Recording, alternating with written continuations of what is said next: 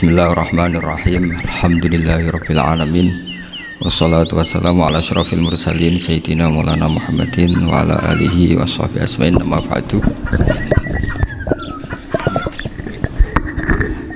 Ingkang sangat kula hormati Kiai Haji Atabik Ali dan keluarga, Kiai Haji Jirjis dan keluarga, wonten pernah Mbah kula sedanten, wonten Mbah Nafis, wonten Mbah Ida sedanten kang hormati.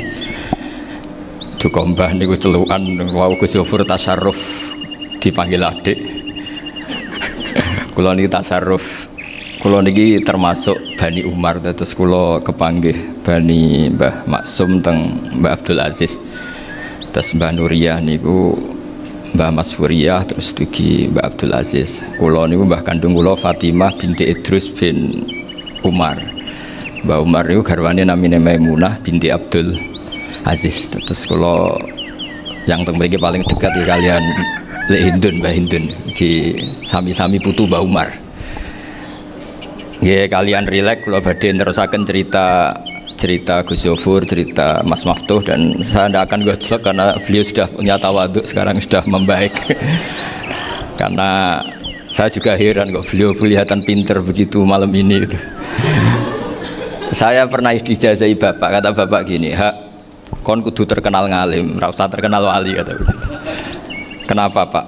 Wong nak terkenal alim itu bisa baca Wahab, Muhadzab, itu sing hasud sinau itu ya bagus karena ada kompetisi. Yang mengidolakan terus belajar halal haram itu juga bagus. Tapi nak terkenal wali tok itu kadang orang sowan nggo gula njuk donga, dadi rada-rada masalah. Makanya saya pernah matur sama Lek Hindun, Mbah itu Mbah Idris itu, saya kalau muji Mbah Hamid Pasuruan mesti al-alim dulu. Karena itu kenangan saya, beliau itu orang alim, bisa baca Jamul Jawamek, bisa sampai ketika di Termas juga beliau diberi gelar Shahibul Jamil Jawamek. Jadi saya teruskan cerita Gus Yofur. Dulu yang di Termas termasuk mbah saya, terus Mbah Ali, Gus Habib, sama Gus Muhammad. Terus dulu Mbah Munawir hubungannya dengan Kiai Mahfud Termas, dititipi Gus Muhammad, kemudian diajak ke sini. Karena Mbah Munawir orang Quran, singkat cerita Gus Muhammad ini menjadi alim dan hafal Quran. Terus jadi menantunya orang Betengan, terus punya anak Gus Harir, sekarang Gus Muham. Sehingga ini dzurriyyatan ba'duha min ba'd. Saya sendiri istri dari Mbah Idrus, mbah saya itu orang Kudus, namanya Sofia binti Maksum bin Soleh bin Asnawi Sepuh. Jadi yang Mbah Soleh ini dulu gurunya Mbah Soleh Darat ketika ngaji di Kudus. Sehingga silsilah ini harus kita jaga supaya kita punya tradisi yang benar. Saya tidak akan bosan-bosan belajar kitabnya Mbah Ali tentang Hujjatul Ahli Sunnah. Memang benar-benar belajar, artinya saya nikmati. Di antara yang saya kagumi yaitu ketika orang lain a priori dengan Ibnu Taimiyah, Bali itu ya kadang uji Ibnu Taimiyah, tapi ya kadang kritik. Yang dikritik tentu pendapat Ibnu Taimiyah yang tidak membolehkan orang ziarah Rasulullah SAW. Tapi yang dipuji adalah Ibnu Taimiyah meyakini bahwa qiraatul Quran itu tanfaul mayyit. Itu dipuji-puji sama Bali. Ibnu Taimiyah dikutip, Ibnul Qayyim dikutip. Saya akan cerita sedikit tentang tradisi hujjah. Dulu lama itu kelihatannya sederhana, tapi kalau berargumentasi itu hebat. Tadi Gus Yofur menyebut kitab Mbah Hasyim itu mengharamkan kentong. Beliau masyhur itu punya kitab namanya Al-Jasus an Tahrimin Nakus. Intinya kentong itu haram. Secara dalil ini meyakinkan sekali, karena ketika Rasulullah rembukan sama sahabat, kita dengan apa memaklumatkan orang kalau waktu sholat masuk? Ada sahabat yang usul pakai kentong, dzakalin nasoro, itu Nasrani. Ya pakai buk itu semacam trompet besar, dzakalil Yahud. Kemudian ada yang usul kalau gitu api ya Rasulullah, dzakalil Majus. Sehingga dari hadis itu Mbah Hasyim berpikir kentong itu haram. Tapi Mbah Fakih Mas Kumambang itu mengkritik Mbah Hasyim dengan ngarang kitab Hazurru'us an Tahrimin Nakus. Jadi beliau komentari kitab itu sambil geleng-geleng kepala. Kitab kok keliru nganti ngono. Itu jadi cara pikirannya siapa Ki Fakih. Kentong di Indonesia itu kanggo wedhus dicolong gitu. Pos kampling gitu. Kalau ada banjiran ya kentong, ada maling ya kentong. Jadi nggak ada persamaan sama sekali dengan kentong yang milik orang apa? Nasrani. Sehingga di pondok saya itu ada kentong tapi jelek sekali. Karena itu satu-satunya cara supaya beda dengan kentong yang di gereja. Kalau elek kan mirip kentong di pos kampling. Itu ya agak-agak ilmiah sedikit. Dulu ceritanya Gus Zofur itu saya teruskan. Itu singkat cerita, itu kalau yang di kejadian di Termas itu Mbah Dimyati sudah nyuruh semua kentong disembunyikan karena mau ada Mbah Hashim. Cerita itu mukarrar di Kiai Fakih sama di Kiai Dimyati Termas. Setelah kentong dikumpulkan semua, Mbah Hashim datang, seneng, ngiranya Syekh Dimyati ini sependapat dengan beliau, yaitu sama-sama nggak ada kentong. Tapi setelah itu ada santri yang matur, Mbah Dim pun beres kentong pun kula delikno sedanten. Itu di depan Mbah Hashim. Jadi GR-nya Mbah Hashim bahwa Mbah Dim itu sependapat akhirnya hilang. Ternyata ini akal-akalan tuh gitu. Karena santrinya matur, Mbah Dim pun beres sedanten kentong beduk sudah disingkirkan. Itu di depan Mbah Hashim. Saking lugunya santri, nah saking ikhlasnya agak ngerti mahalus syahid ini adalah Mbah Hashim. Saya mau meneruskan cerita Gus Zofur. Dulu ini cerita dulu Mbah Mun ngaji di Lirboyo, tapi Kiai Makhrus ngaji sama Kiai Khalil Harun. Kiai Khalil Harun itu adik juga sekaligus muridnya Mbah Umar Harun. Mbah Umar Harun itu generasi kedua setelah Mbah Ghazali. Beliau menantunya Mbah Ghazali, tapi ya sudah ponaan. Sehingga tradisi ini penting karena saya berkali-kali bilang di mana-mana. Status orang tua dan mbah itu adalah terserah anak cucunya. Bukan terserah mbahnya, tapi terserah anak cucunya. Saya tidak akan bosan mengingatkan ini. Saya pernah di makamnya Nabi Yakub, itu ya dikemuli bendera Israel. Di makamnya Nabi Dawud. Nabi Ibrahim juga dekat sinagog.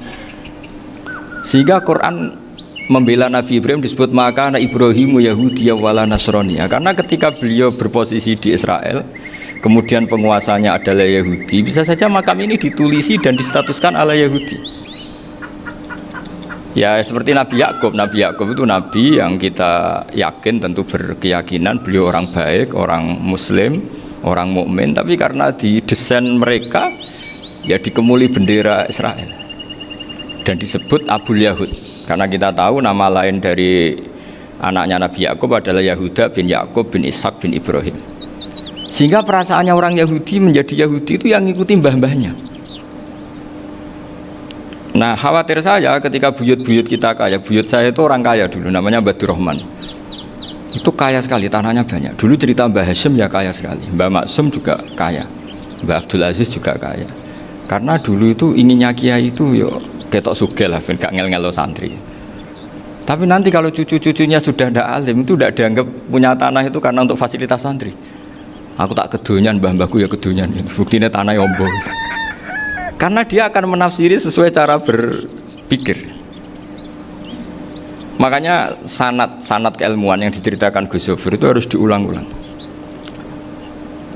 Kalau nggak diulang-ulang, maka kita akan berpikir sendiri untuk menafsirkan Masyayikhon al-Kiram atau Ajdadan al-Kiram. Nah, ini yang bahaya, yang sering Quran mengingatkan. Jadi ada status yang disematkan oleh anak cucu kayak orang Yahuda tadi, Yahuda bin Yakub bin Ishak bin Ibrahim, itu menstatuskan mbah-mbahnya yang bernama Ibrahim itu Yahudi. Sampai Quran sendiri yang bela maka anak Ibrahimu Yahudi wala Nasrani. Karena secara geografis sekarang Ibrahim di Israel dan otoritas itu juga milik mereka, sehingga mereka bisa masang-masang atribut yang menunjukkan kalau itu Yahudi. Beberapa al-alim al-alamah yang minnah itu sudah wafat dan kadang-kadang dzurriahnya itu tidak kita. Kalau sekarang orang bahasakan kubu sebelah. Akhirnya ya nggak boleh dikholi, nggak boleh diziarah. Terus seakan-akan yaktaduna bi ra'yi, seakan-akan mereka berpendapat dengan pendapat syekh ini, padahal enggak. Nah sehingga tradisi ketersambungan sanad tadi, baik secara genetik atau secara asbab, itu harus terjaga. Saya beberapa kali banyaklah sering diceritain Mbah Mun. Dulu Mbah Munawir ini cerita ya, Mbah Munawir itu saking senenge kitab, ben santri ini so ngaji kitab. Itu kalau ada alumni Lirboyo jamuin di sini itu Mbah Munawir ikut. Saking ingin tasjeknya, ingin ngajari santri bahwa ngapal Quran udah hafal tok, tapi yo paham. Dan penggalinya Mbah Munawir itu sampai kelima nikah sama Nyai Komariah kalau nggak salah, binti Karim, binti Manap. punya putra Gus Habib, Gus Toha yang diantara putrinya dinikahi Gus Rozin ini. Terus akhirnya kesampaian juga ketika Mbah Munawir punya mantu alim alamah namanya Mbah Ali Maksum, angsal Nyai Hasyimah. Sampai Pondok Kramjak ma'ruf bil ilmi, terutama ilmu sorof dulu karena Mbah Maksum itu komplain, fa'ala ya fulu kok terus fa'lan ya fa'ala ya fulu ya uf'ul gitu kan, masuk fi'il kok jejer isim gitu. Jadi dulu kata Mbah Mun itu ada persaingan ilmu sorof, sorofnya Mbah Maksum Ali Kuaron sama Mbah Ali Maksum Jogja. Jadi wali antok, yang satu Maksum Ali Kuaron, yang satu Ali Maksum. Ya itu dulu saingan ngarang sorof. Nah ini yang menang siapa? Ya terserah duriannya. Kalau duriannya keren ya menang karena terserah yang kampanye. Saya bayangkan adekan Mbah Zubair tidak punya anak sealim Mbah Mun, mungkin halnya Mbah Zubair juga tidak sewow kalau punya putra Mbah Mun, karena saya berkali-kali bilang kalau dalam syair Arab itu kama takarroma, kadang dilafatkan kama tasyarrofa bi Muhammadin adnanu. Orang berpikir Adnan itu siapa? Itu karena ada Nabi Muhammad SAW. Orang mencari-cari Mbah Mun itu mencari Mbah Zubair karena ada Mbah Mun. Orang mencari Mbah Dahlan karena ada Mbah Zubair. Wong kok alime ngono iku bapake sapa? Wong kok alime ngono iku putune sapa? Tapi kalau kita ini sudah ndak alim, ini orang sudah nggak tertarik nyari-nyari leluhurnya karena dianggap selesai. Jadi yang dengan tanda kutip yang menghabisi mbah-mbahnya itu ya mesti cucunya.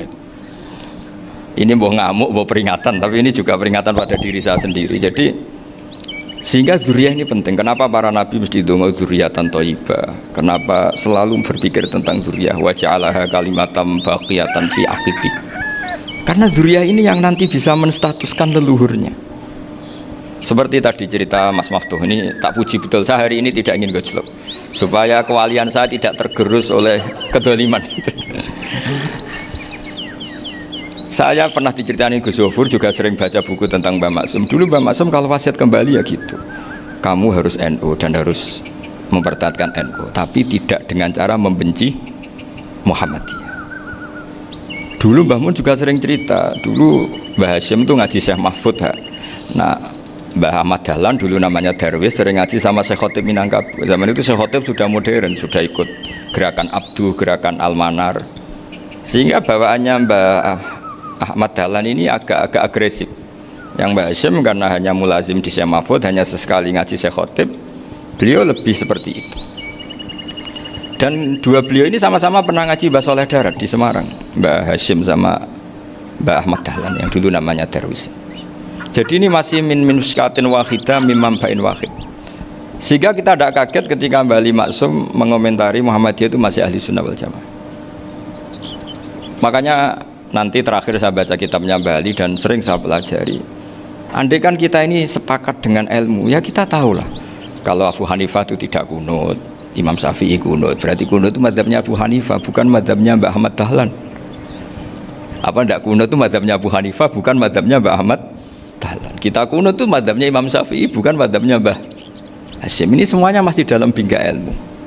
Adzan qabla subhi juga riwayatnya jelas. Tidak adzan ya sudah, perilaku kita sudah jelas. Dulu Mbah Mun sering didik kita gitu. Saya sering dengar cerita kalau dulu Pak Arif Fakhruddin begitu hormat sama Mbah Ali, apalagi dzurriyyahnya Mbah Azhar Basir. Nah beliau dulu do ngaji di Termas. Dulu itu nggak ada masalah karena semuanya dianalisis pakai ilmu. Tapi sekarang pakai identitas, yang kunut tuh NU, yang nggak kunut Muhammadiyah. Berarti Abu Hanifah itu Muhammadiyah, Imam Syafi'i itu NU. Berarti Imam Syafi'i itu ya anak buahnya Ki Miftahul Ahyar kira-kira gitu kan. Nah, kan anak buahnya Pak Said Akil. Kan terus jadi repot. Dulu kita ini pengagum ilmu, bukan pengagum perbedaan. Sehingga di sini yang saya kagum dari sekian ceritanya Mbah Ali Maksum, supaya kitab ini to the point, supaya nggak lama-lama karena waktunya juga. Nanti kalau kemalaman ini kena semprit ini sudah. Ini diantara yang diceritakan Bali itu unik. Imam Syafi'i itu sering tawassul, sering wasilah sama siapa itu? Abu Hanifah. Ini sudah tak petakan, saya baca yang sensitif lah, so yang ini ya.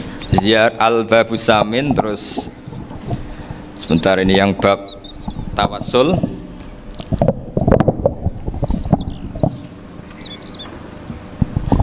Ini di Sini halaman 90 mungkin santri-santri Kerapjak bisa ngecek lagi di kitab Hujjatul Ahli Sunnah. Ketika cerita tawassul, di antara yang diceritakan Mbah Ali Maksum adalah perilaku ya, bukan sekedar statement tapi apa? Perilaku.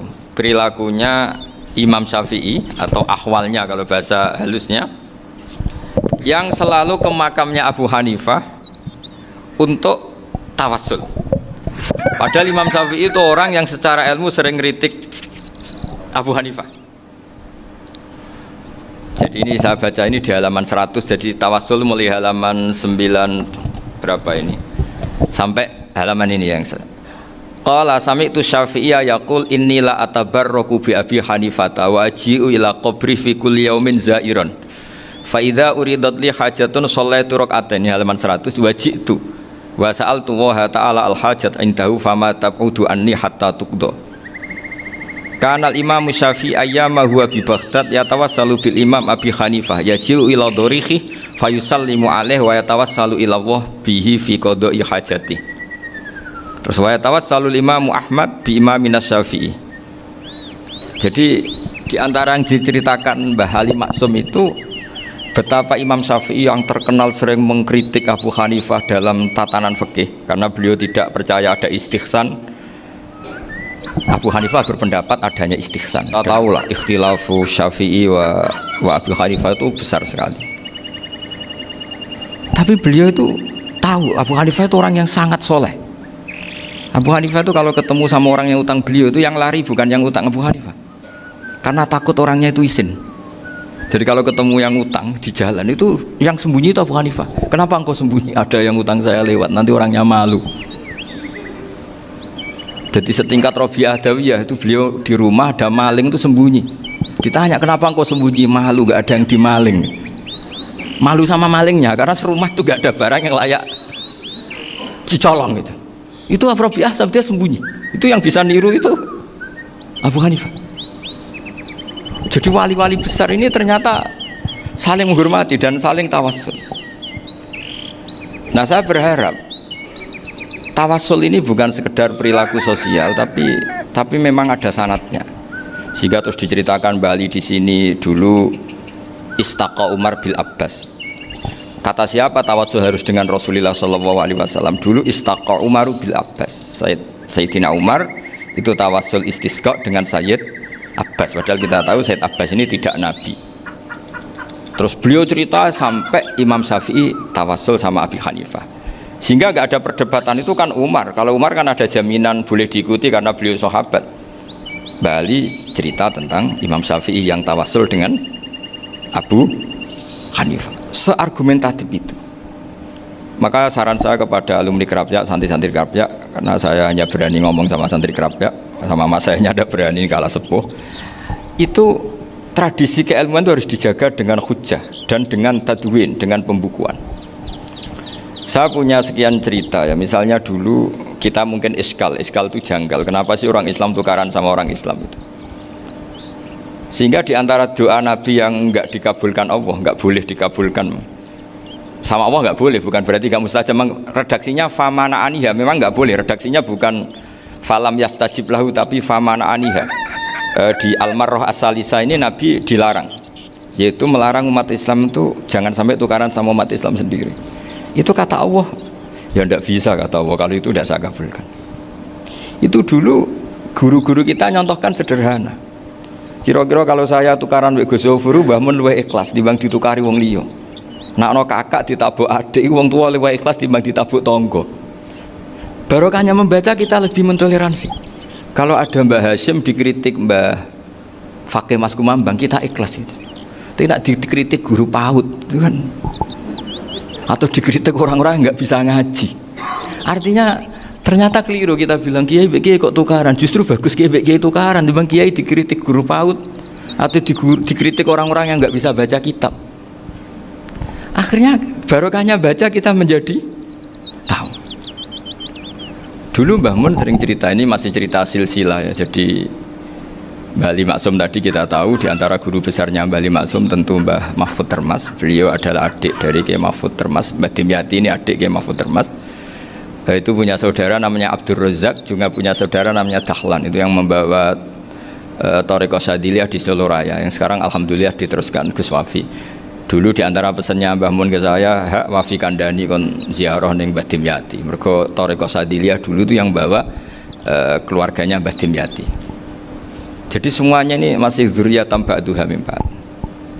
Nah pesan saya karena tadi Mbah Munawir yang termasuk orang pertama yang bawa Quran, bawa Qiraah Sab'ah.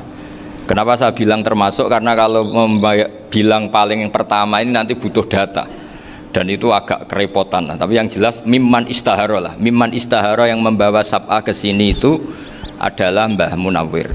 Terus beliau ngajarkan diantaranya ke Mbak Arwani pakai kitab Satibi, pakai kitab Nazmus Satibi.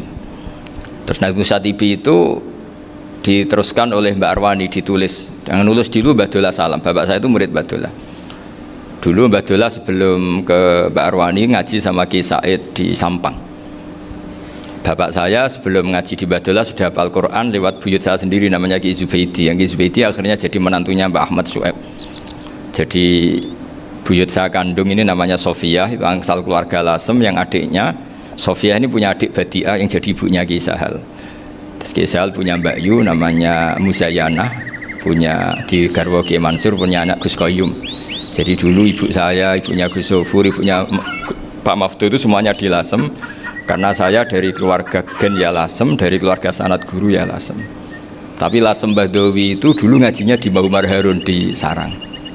Mbah Umar Harun ini menangi Sayyid Ahmad Zaini Dahlan.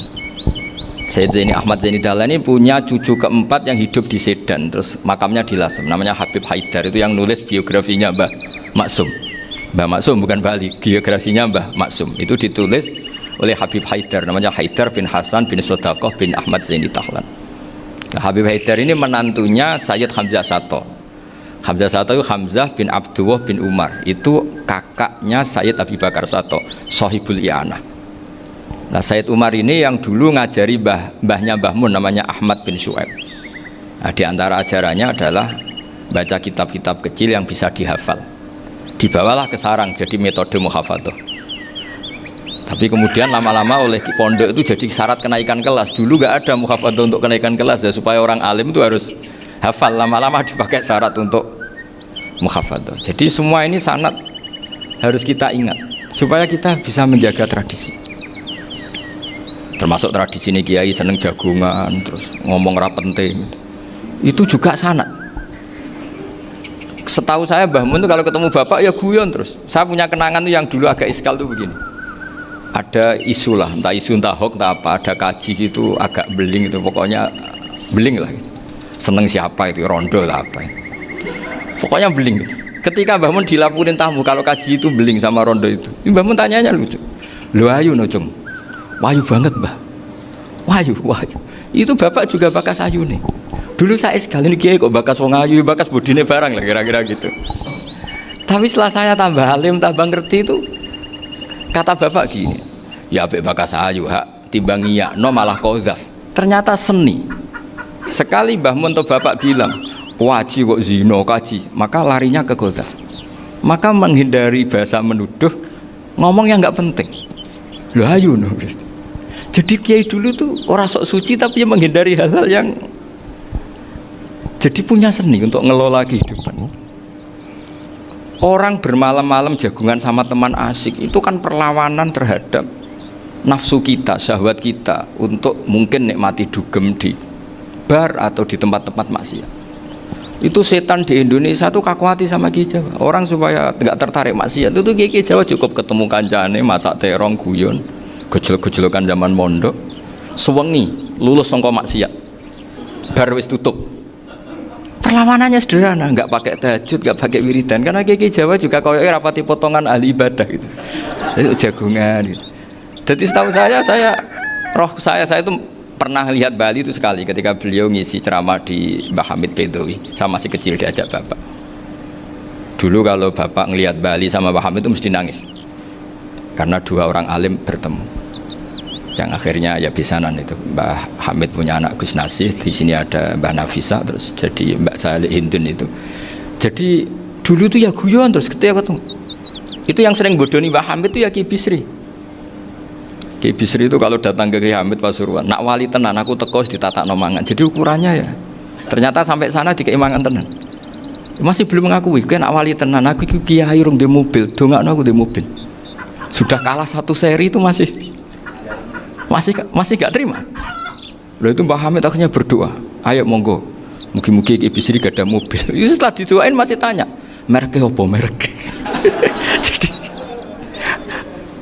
itu Mbah Hamid jawab, yo paling Holden itu, paling Holden. Itu nyari mobil itu ya adalah dapatnya Holden. Suatu saat Mbah Bisri diundang Mbah Hamid gak dikasih Bisaro, karena utangnya sudah banyak Mbah Hamid. Mbah Bisri ini utang doa tadi. Itu ya gak dikasih Bisaro, ya gak mau kesang apa-apa kelambimu kayak aku. Didol sama muhibbinya Mbah Hamid, itu harganya melebihi jatah Bisaro. Ketemu Mbah Hamid, Kang, susuke Kang, mergo. Jadi dulu itu rileks, makanya ini yang diceritakan ke Zofur. Sebetulnya kalau kiai-kiai itu bersanad itu ya rileks, hidupnya itu rileks. Karena rileks ini perlawanan terhadap kemungkaran. Saya dulu musyawarah sering sama Gus Zofur usul fikih. Itu jelas di antara yang ditulis Lubil Usul itu. Ya kita tahu tadi misalnya sanad usul fikih, Mbah Ber itu sangat al-usuli, Kiai Zubair Dahlan, abahnya Mbah Mun. Punya murid di antaranya Kiai Sahal. Kiai Sahal punya karangan Thariqatul Husul fi Syarhi Lubil Usul. Itu Thariqatul Husul itu beliau ngendikan dalam mukaddimah bahwa saya bisa mensarah ini berdasar ngaji maknani sama Mbah Zubair. Terus beliau mengutip sarah itu dari kitab Nailul Ma'mul. Beliau ngendikan binus khotin khotiyah ghairi matbu'ah. Dan itu ditemukan di Kiai Mansur di Lasem, karena Kiai Mansur iparnya Mbah Sahal. Mansur bin Khalil itu diantara katibnya Syekh Mahfud. Jadi semuanya ini sambung. Mbah Ber saking ahli usul fikihnya, kalau ngajar usul fikih itu kalau guyon takriran saya ini lebih memahamkan ketimbang sarah. Ya sudah, terus Mbah Zubair Kiai Fakih, terus Syekh Mahfud.